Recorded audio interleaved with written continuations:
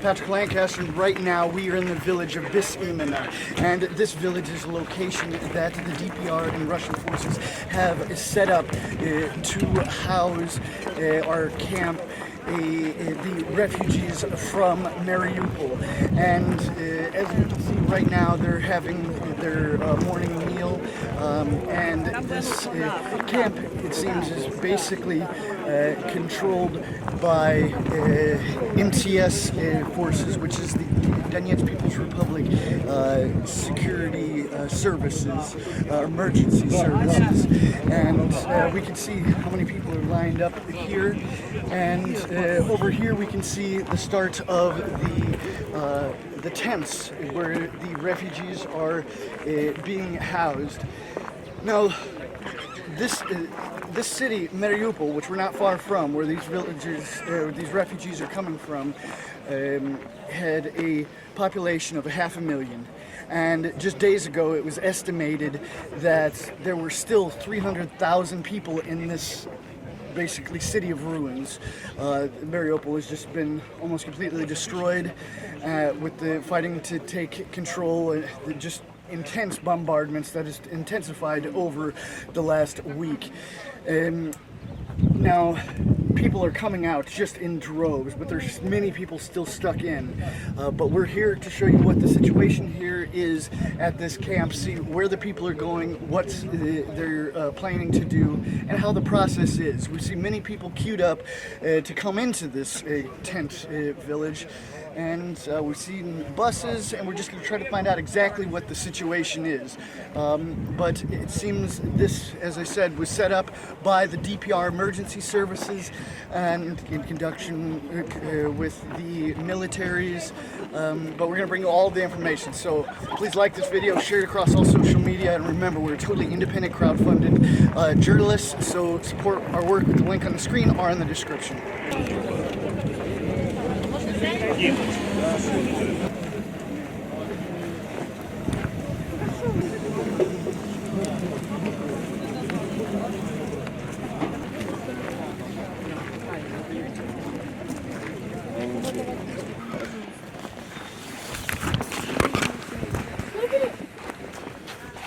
Здравствуйте.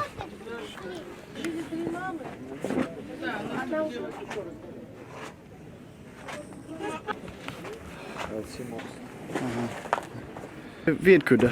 Из Мариуполя. Да? И что вы сделали здесь? А? Что вы сделали здесь? Нас выселили, пришли военные, сказали, что в нашем доме небезопасно, нам пришлось покинуть дом.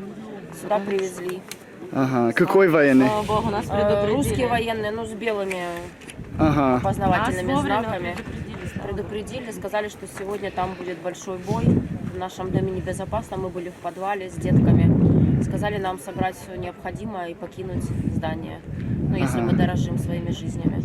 Нам показали, как пройти по Мариуполю, по нашему городу, как безопасно. Там везде мы тоже видели русских военных и чеченцы, парни. Помогли нам, деток пряниками угостили, водичкой, соком, подсказали. Мы потом спустились к морю уже, вот дочечка моя. И нас потом сюда уже привезли после контрольно-пропускного пункта. И что планируете? Честно, пока я, наверное, в таком шоке, даже не знаю, что планировать. Оказаться без дома, без денег. Город полностью практически разрушен. Куда дальше двигаться, я не знаю. У меня был дом, у меня была работа, был прекрасный город. Я теперь даже не знаю, что делать. Пока здесь будем думать, куда двигаться дальше. Вы помните, как этот момент был месяц назад, когда война началась там? Это, в нашем городе это было 1 марта. Так, чтобы уже прям рядом с домом к нам прилетел снаряд в пристройку. Мы проснулись от сильного взрыва, земля задрожала. Как раз это был с нашей стороны. Снаряд прилетел. Я была в спальне с детьми. Мы просто, это был 1:20 ночи, как сейчас помню, на часы посмотрела. Мы просто схватили детей в одеялах, вот дочку, и выбежали в коридор.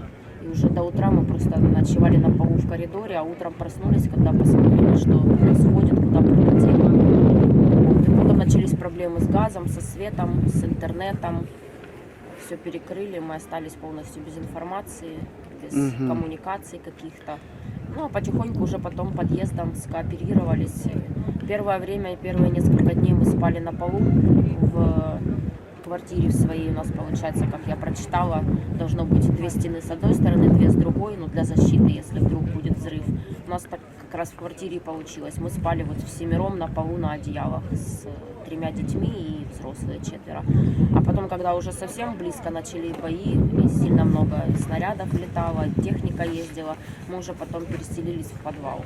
Ага. И вот, получается, числа с 4 по 24, 20 дней мы прожили полностью в подвале. Ну, выбегая только приготовить покушать или добыть где-то воду, еду, потому что продуктов в обрез. Мы не думали, что это так сильно затянется. У нас детки, самим-то взрослым не естся особо, а деток все равно кормить надо. И вот делали вылазки, под обстрелы попадали, где-то находили баллоны с водой, где-то брошенная еда, какие-то конфеты.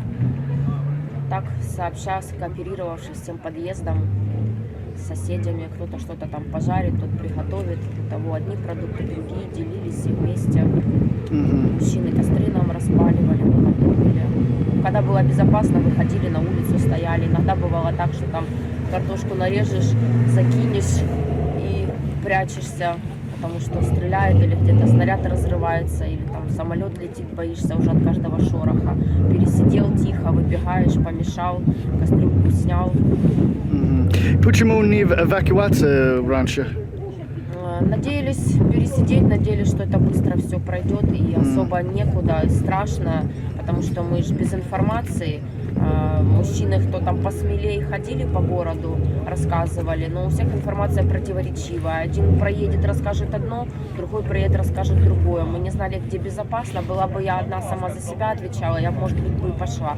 У меня ребенок, я ее воспитываю одна, бросить как бы и рисковать с ней. Надеялись до конца пересидеть в подвале, думали, что вот-вот на днях закончится. Ловили радио, ДНР, российские, там говорили еще несколько дней, планируем решить. Мы думали, как-то уже, а тут пришли военные, сказали, лучше не рисковать, не оставаться. Показали, как безопасно уйти, мы ушли. Ага. И вас был на связь, видят украинские войска там, или говорили они? Я не знаю, мы украинских военных видели всего лишь несколько раз. Они сказали, что все будет хорошо, что скоро все закончится. В принципе, все. Я их видела 2 парней 1 раз, и двоих видела 6 числа. Я бегала в роддом просто к своим сотрудникам воды раздобыть и узнать какую-то информацию. К ним просто привозили гуманитарную помощь. И думала, может, владеют какой-то информацией, что, как, куда, может, какие-то переговоры, договоры, эвакуации или вообще, что планируется дальше. И 1 раз там чуть попозже 2 парней возле нашего дома, они постояли, подходили, у нас просто соседи из Донецка, они хотели выехать. Они узнавали, как это можно сделать безопасно. Они сказали, что все хорошо, нашего города статус город-герой присвоили. Только толку-то с этого статуса, если город разрушен полностью. Все, больше я украинских военных не видела. И, в принципе, где вы думали, будет ехать сейчас? Донецк, Россия, Украина? Я не знаю. Вообще, как бы, хотелось бы вернуться в Украину, потому что все-таки я прожила всю жизнь в этой стране. Меня, в принципе, я не знаю. Вообще, я хочу вернуться в свой город. Но то, что я видела, когда бежала, в каком он состоянии, если его бы отстроили, там было безопасно, я бы лучше осталась в том городе, в котором я привыкла. У нас там остался дом, который мои родители годами наживали. Хотелось бы остаться в нем. Уже не важно, где он будет. Украина или Россия, или кем-то еще. Там посмотрим, пока не знаю. И что вы думали за Донецк Народная Республика? Что это за вы? Честно вам сказать, я старалась не вникать во все эти политические вопросы.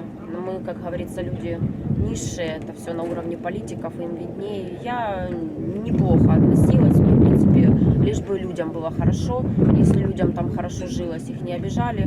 Если там была еда, вода, какие-то коммуникации, деткам езде погулять, поучиться, то будет так. К тому же у меня мамина мама там сейчас уже вот с 14 или с 15 города, она в Амросевском районе, она в ДНР. Как бы живет, бабушка наша, ей вот 80 лет, не жалуется, живет, пенсия есть, продукты есть, что человеку еще надо? Тепло, вода, еда, чтобы тихо было. Можно сказал, вы сказал за роддом. Можно сказал, какая информация вы знаете за сколько роддом и как обстановка Ну, там? я сотрудник родильного дома Левобережного города Мариуполя, это номер 2 роддом. Я вот вчера видела сотрудницу, она здесь уже несколько дней находится. Сказала, что там в подвалах находились 100 до 160 человек. Часть из них уехала, но она говорит, порядка 50-60 человек еще осталось там. И вроде как она сказала, что и рядом со зданием, и в само здание попадали снаряды. Но люди и дети новорожденные по-прежнему там. Я не знаю, как передать информацию кому, чтобы там приехали, хотя бы эвакуировали женщин, детей, сотрудники тоже. И другой, несколько другой роддом, как вы Два знаете? других роддома, один роддом в центре города, но я как знаю, в него уже давно попали, и он не работает уже недели как 2. И роддом, который находился в Личевском районе, это перинатальный центр на Украине, он тоже закрылся еще в самом начале, по-моему, всей этой операции, там, может, 2-3 числа, говорят, туда тоже было попадание. Но я не знаю, сама не видела, аж говорю, слухи как бы разносятся разные, одни говорят одно, другие другое. Насколько я знаю, до последнего работал Левобережный роддом, принимал женщин, в подвалах оперировали, в подвалах рожали. Ага. И по-прежнему якобы там находятся еще женщины и дети. Вы был слышал за, если украинские войска или Азов сделают как база на место, может, больница или другой, слышал это? За родильный дом не знаю, приходили люди с соседних просто домов, которые к нам потерялись в подвалы, говорили, что да, приходили украинские военные, азовцы, выселяли людей, сказали, будут делать там оборонительные пункты. Это было недалеко от нашего дома. И какое именно место это? Ну, это был район парка Союз, Веселка, это Левобережный район, ЦНАП, центр наш социальных услуг, это левый берег, центр, как бы, между Ленинградским и площадью Победы, скажем так. Ага, это как администрация, или, может, я не понимаю. Это как администрация, или... Ну, это Левобережный район, это район города, а если быть точнее, то Левобережный район есть центральная улица, и вот он делит Ленинградский и площадь. No, but это здание, Между где ними, они... это девятиэтажка, это недалеко от моего дома, нам ее видно с окна, девятиэтажный дом. Вот сказали, что туда заезжали и Азов, и ВСУ, вроде как им с верхних этажей хорошо было видно местность. Ага. Поэтому выселяли людей, и люди приходили к нам и жили в подвалах какое-то время у нас. Ага. Просто как они выкинут людей, да? Да, они просто приходили, говорили, да, уходите, здесь будут бои, Ага, мы занимаем понял. этот дом. И они, наверное, стреляют вот там, да? Или не Я знаю. не знаю, потом уже на следующий день, когда людей выселили и были бои слышны, именно с той стороны были слышны перестрелки, автоматные очереди, пулеметные очереди. Так что, скорее всего, да, там проходили бои, потому что и горело там что-то рядом, как раз с этим домом. Угу. Как здесь?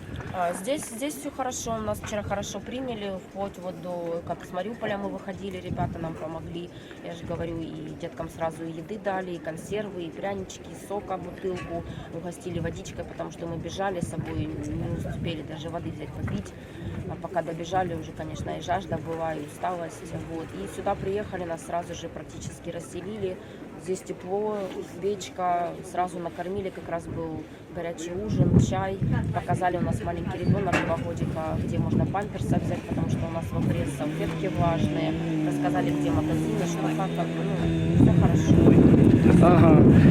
И, в принципе, вы чувствуете как свободны здесь, да? Ну, здесь вполне, по крайней мере, здесь не летают снаряды, Да. здесь тихо, И не в можно... подвалах, скажем, сидим. Да, не в подвалах грязной И пылью грязные- 20 дней дышать, да, здесь можно выйти, И посмотреть на бегите. небо, на солнце, спокойно пройтись и не бояться, что в любой момент ты ушами слушаешь, в какую сторону полетел снаряд и ждешь, разорвется он рядом или же нет. Как зовут?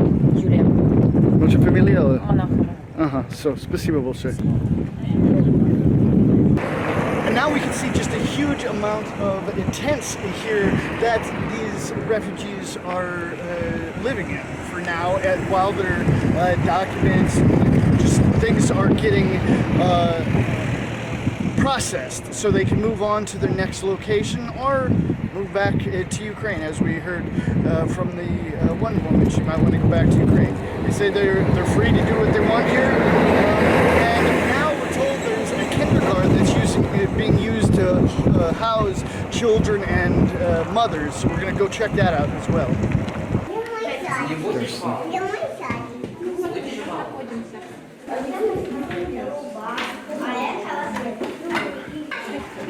Э, 71 человек, из них 39 детей. Люди без конца меняются, добавляются, это так. Прибывают и бывает. Было и 89, было и 100. Ага. И все от Мариуполь? Весь все Мариуполь. Понял. And we moved on to the kindergarten here, where we're told that there are 71 people, which 39 of them are children, like this little girl here. And these as well are all refugees from Mariupol. And we're going to talk to the people here and see what they have to say. And as we always do, bring you all the facts, all of the unedited interviews, so you really see the facts, not just a narrative that your mainstream media wants you to see. Because you need to do your own research, watch reports on both sides of the context lines of any war to find out what the real truth is.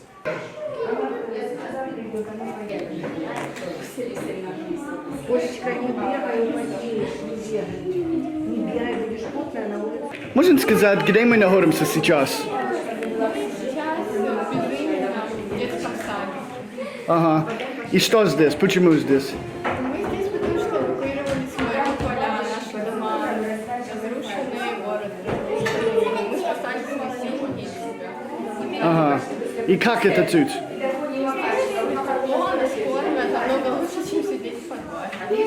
Ага. Мы месяц не выходили из подвала. Да, Не было ни воды, ни еды. И было очень страшно. Мы приехали сюда 23 числа. Это уже решение было принято за 5 минут, потому что у нас на улице остались только 3 дома. Мы вот собрались с 3 семьями и приехали. Ага. И как это момент был, это месяц? Вы знаете, это просто безумие. Когда все дети даже вышли и свет боялись. Ага. Поэтому это страшно. Когда ты выбегаешь с подвала, посмотреть, горит твой дом или нет, и рядом горят. Ага. Просто в этот момент думаешь, сейчас прилетит на тебя, и вот будет в подвале, у нас 2 на 3 подвал, будет просто 9 трупов. Ага. И от этого страха мы вот решили все, что не спастись. Были очень сильные обстрелы, что мы даже не могли выйти и приготовить еду. Знаете, ни воды, ничего. Просто спасти детей, мы даже вот приехали, мы даже не поняли, как мы сюда долетели. Был момент такой, что нам просто повезло, что нас не обстреляли. Ага. И почему вы ехали это место? Потому что другого варианта не было, никто не эвакуирует больше. Ага. Только вот с российской стороны пришла Да. помощь. Украинские войска не пытаются ничего? Вы знаете, даже в блокаду Ленинграда людям давали по 200 грамм хлеба. А у нас блокада Мариуполя, как объявили, мы на самообеспечении. Мы должны сами были, мирные жители, обеспечивать своих детей водой, светом, теплом, и тем более укрытием. Каким укрытием? У нас в Мариуполе нет таких бункеров, которые бы сохранили от бомб. Именно таких сильных, которые сыпались на Мариуполь. Вы сказал блокада. Это украинские блокады или как? Мы были, не могли выйти вообще. Вообще не могли выйти из домов, своих укрытий. За кто сказал это? Ну да, просто вот невозможно выйти с Мариуполя. Пытались знакомые выйти даже вот в город выехать с левого берега. Все, всех расстреливали. Не, это украинские не пустят вас в эвакуацию или кто? Не пускали. Украинские не Не пускают? пускали, да. Ага. Понял. И как вы думали, почему они не пускают? Ну, я не знаю. Нас объявили героями и решили, что мы должны голыми руками как-то оборонять. Я не знаю даже, Ага. что думали. Я не могу на этот счет ничего сказать. Что мирные жители и дети малолетние могли сделать в этот момент? Ага, это очень неправильно, да? Нет, конечно. Это очень жестоко по отношению и к детям, и к женщинам, которые были просто отрезаны от всего. Я считаю, что это вообще не по-человечески. Ага. Понял. Есть правительство, которое должно было позаботиться. Об этом никто не заботился. Что будет сейчас? Что будет дальше? Мы видим бабушки, у нас очень много родственников в России, мы вообще, мы один народ. Как это так? Ага. Поедем к бабушке, отдыхать свежим воздухом, Ага. отходить от этого всего, приводить детей в порядок, себя. И сколько детей здесь? Детей. Но у нас семья, моих 4 детей. Вот моя старшая дочь, внук. И еще с нами вот малыши, 2 еще детей бывшего мужа. Но они сейчас ушли в магазин. Это только муж. Это Здесь только никого наша нет. семья. Ага. И много детей здесь? Очень много. Очень много, потому что надеялись до последнего, сидели в подвалах, думали, что все прекратится и наши дома хоть можно будет восстановить. Но после увиденного мы понимаем, что восстанавливать и возвращаться, наверное, некуда. Ага. Просто сравняли все с тем, что вообще домов нет. Мы вышли вчера, позавчера мы приехали. Мы вышли, стоит наш дом, но уже побитый. Если б туда что-то приехало, больше ни одного дома живого нет. И почему вы вставать сейчас не уже в России? Мы ждем в очереди, мы стоим в очереди. А, надо... На регистрацию, да, мы стоим в очереди. Ага, как процесс заехать. Да, да. Ага. Мы выехали 4 машинами. А, so documents нормально, да? Или как? Что регистрация? Сейчас мы, получается, только пришли, и мы в очереди. У нас мужчины на трассе, а детей, женщин селят, там, кто в домах, кто вот так вот детские садики, школы, чтобы были в тепле, и дети были накормлены. То есть женщина о детях заботится, а мужчины приходят, их тоже кормят, но и на трассе также ходят, раздают еду, супы, там, горячее. Много людей же животных, ими тоже и животных, там, этими подкармливают. Просто очень много людей, пока вот эта регистрация, есть самое место, где это пересадить, что не на голоде, не на улице, Ага, и понял. более безопасно. И как зовут? Оксана. Ага, и фамилия? Шумашова.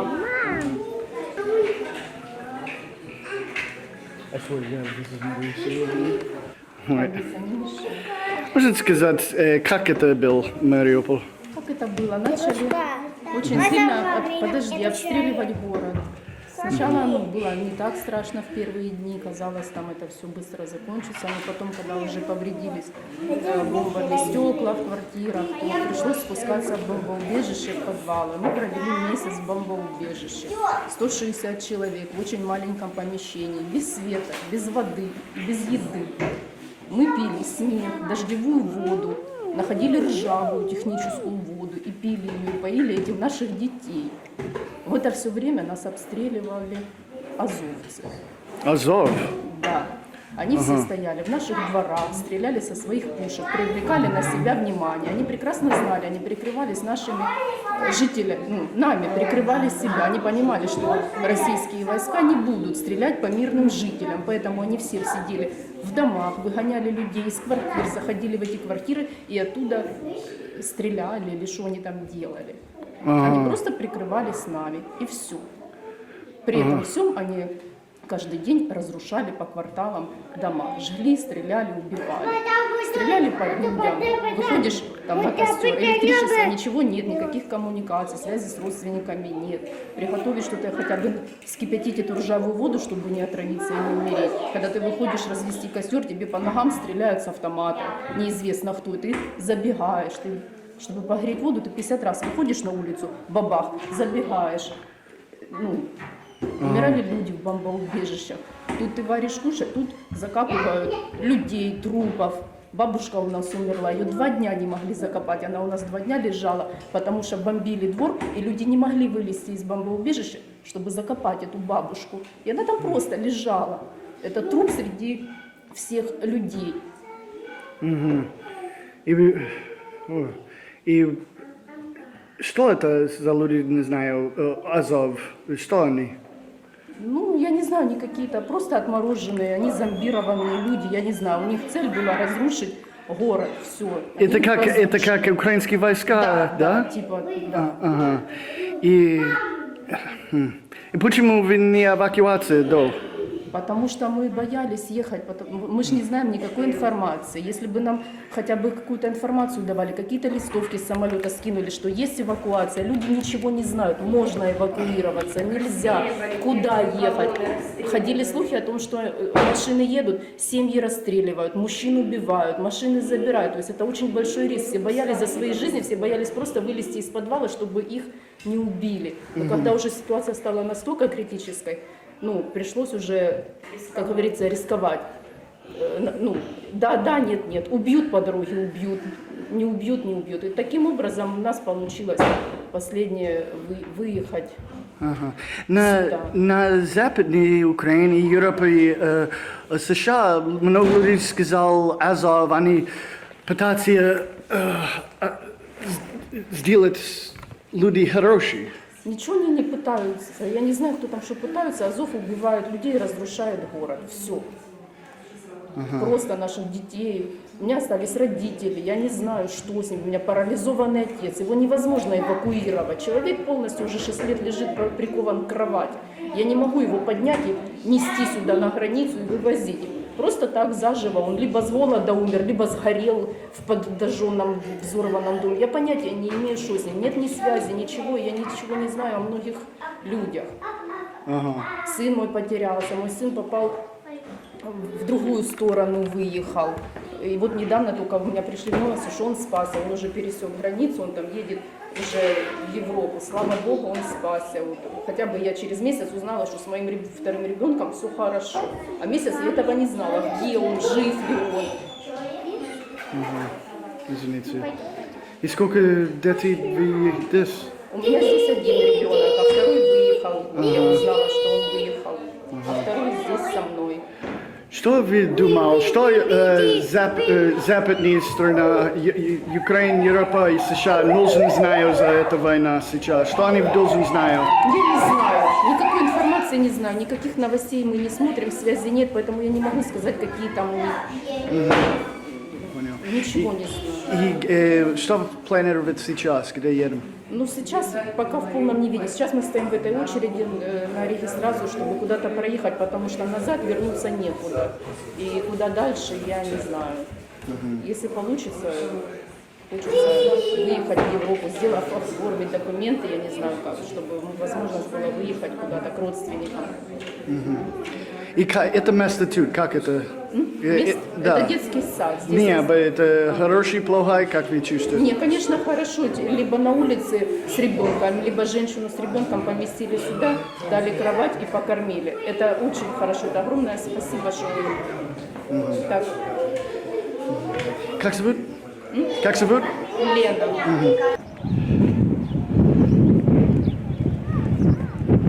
All right, we're going to have to close up this report here. We've shown you everything we can, all the facts here on the ground at this refugee camp that DPR and Russian forces have set up. You hear the facts from the people. These are not my words. You hear what they have to say about the situation here and what happened and is happening in Mariupol. So we're gonna close this up. So please like this video, share it across all social media. Remember, I'm a totally independent crowdfunded journalist, so you can support my work with the link on the screen and in the description. If you're thinking about it, do it, because it really helps. Just $3 a month, and it makes a huge difference to help me continue my work here. Many of these people, they say they're waiting in line here in the camps for the registration, but there's also a line to get in this camp, which is several kilometers long.